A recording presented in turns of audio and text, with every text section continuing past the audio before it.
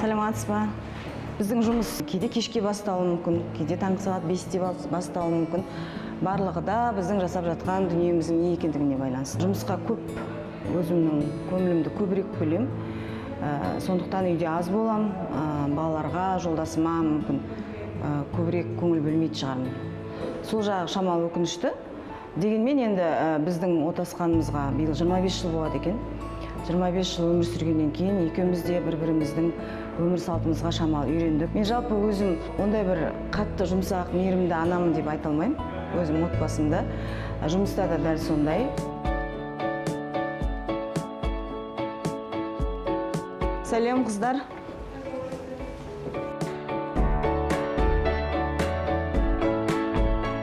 Қаншама бағдарламалар, музыкалық болсын, танымдық болсын, ойын-сауық болсын, сериал болсын, жаңағы полный метр емес, барлығы болсын, барлығында жүріп мен өмірімнің ең қызықты, ең қиын кезеңдері сол кезде өтті. Мына өндірістің бүге-шігесін тіптен ешкім білмейтін нәрселерді білетін продюсерім деп айта аламын. Сол әйтеуір кризисный ситуация былай пайда болады, мынандай үлкен шар ұқсапшы, соны шешу жолдарын мен өзім шешіп үйрендім. Сол іштегі ненің дағдарысты, төңкерісті, депрессияны, бір жиналып қалған шерді, уайымды, өкпені бүкіл шығып кеткенше мен бүкіл қоғамнан да, семьямнан да, құрбыларынан да бәрінен шет кетіп, өзіммен өзім изоляцияға түсуім керек. Сол кезде ғана мен өзімді өзім алып шығам.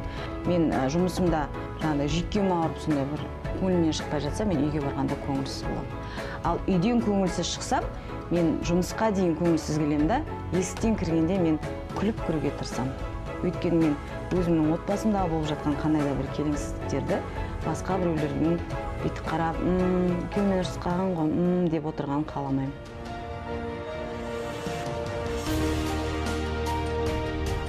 Ондай бір қатты бір бастықтық кейпім жоқ, бірақ енді кейде болып тұрады. Мен үйде продюсермін онсыз да. Өзіммен ұйымдастырып үйреніп қалғаннан кейін, жалпы күнделікті өмір, демалыс, жаңағы жиһаз ауыстыру деген сияқты нәрселерде продюсерлік етіп кетуі мүмкін. Сол кейде осы сен не істеп жүргеніңді бір құдай білсін деп сөйлеп қалады. Мен айтамын, тіптен бір модель әйелім бардай тегі абыржыдың ғой деп. Сөйтіп әзілге айналдырып бүйтіп осылайынан нетіп жүрмесең болмайды ғой, енді әйел болғаннан кейін. Әйелдің қулығы 40 есекке жүк болады дейді ғой. Біз бәрібір дегенімізбен біздің жалпы дегеніміз болады түбінде. Оған қалай жету жолы әйелдің өзінің парасатына, ішкі мәдениеттілігіне байланысты.